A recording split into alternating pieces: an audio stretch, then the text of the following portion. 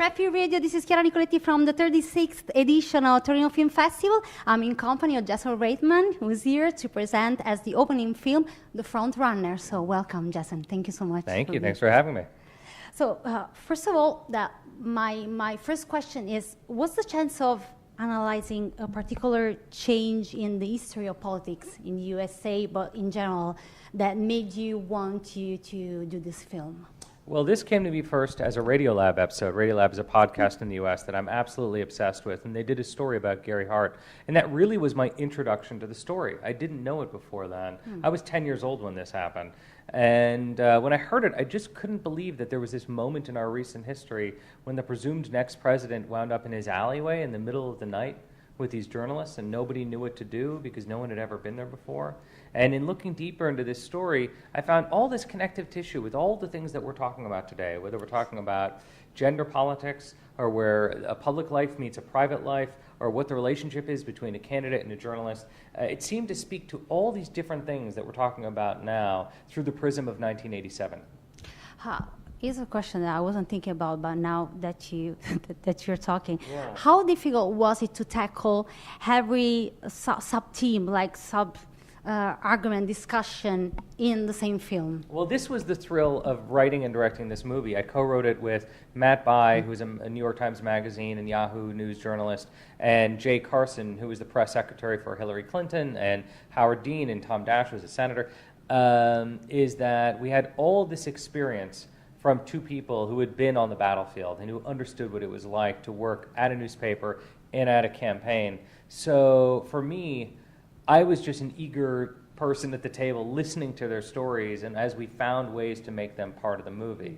We wanted everyone to be a real, full-fledged, three-dimensional human being. We wanted the audience to have the opportunity to watch the movie from the point of view of any one of these characters. You can watch the movie from Gary Hart's point of view, or his wife, or Donna Rice, or their family, or anyone on the campaign, or a variety of journalists. And each one represents a slightly different point of view on what this scandal means. So that's the reason why you chose a different point of view, not to focus on Gary Hart, even having Hugh Jackman, that is incredible. Yeah, I know. To portray this character that is very particular. It's hard not to focus on Hugh Jackman when Hugh Jackman is there.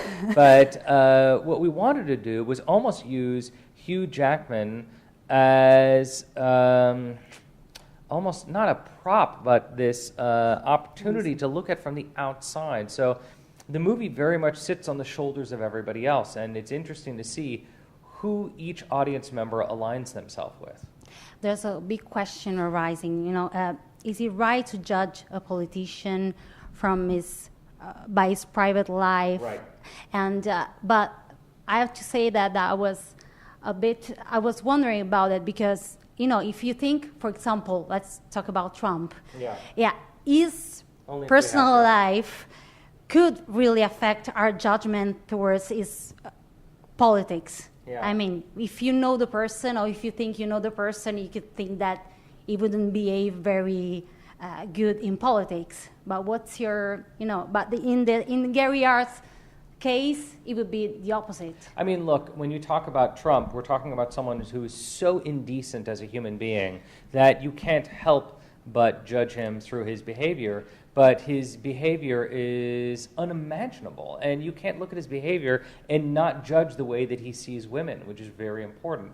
So I think Trump is a very difficult case. He makes it almost impossible to discuss. I know, since I've arrived here, people bring up Berlusconi in the kind of in the same discussion. There's so many behavior problems that how do you not talk about this as who they are as a human being? What I like about Gary Hart as a litmus test is that Gary Hart was a brilliant, big-ideaed, prescient, charismatic candidate who also made a very human mistake that happens in many marriages. Sure. And so the question becomes, when is this being politicized?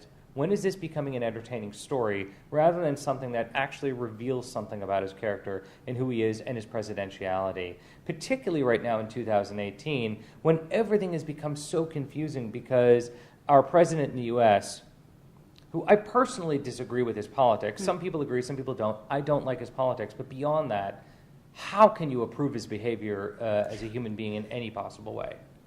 Sure. Since you've dealt a lot with. We always chosen women protagonists in your films often, and in this film you also tackle the problem, discrimination problem, inequality towards women. So have you ever thought of getting deeper into that other question, the way that women were treated before and the discrimination, inequality, even in Gary Hart's? Yeah, you cannot tell the story of Gary Hart without talking about women. I mean, the Gary Hart story is a story about women.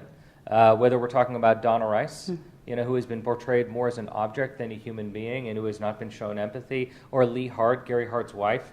And there's kind of a tendency in scandals to portray the wife of the man going through the scandal as just someone shrill, someone weak. And Lee Hart is the opposite of that, as portrayed by Vera Farmiga. She is strong, she is fierce, she is nuanced. But also, what is it like to be the only woman at a newspaper and be forced to speak for your entire gender? What is it like to be the only woman on a political campaign and be tasked with taking care of the young girl in the scandal because you're a woman, and that's the only reason? And how does that help, how does that change the way that you see your job and your trajectory and your life moving forward? So these are things that have always interested me. I also happen to work with a brilliant producer named Helen Estabrook. I've worked with her since Up in the Air, and she and I have been in a conversation about gender since we met. Thank you so much, Jason. Good luck with your film, The Front Runner, here at the Torino Film Festival, and in general, I hope to see you again. Yeah, me too. Best of luck with the rest of the festival. Enjoy the films. I wish I could stay longer. This is a gorgeous city with an amazing cinema museum, and nothing would make me happier than just to stay here, visit the museums, and watch movies all day. Thank you to Jason Reitman, and this is Chiara Nicoletti from the 36th Torino Film Festival for Fred, the Festival Insider.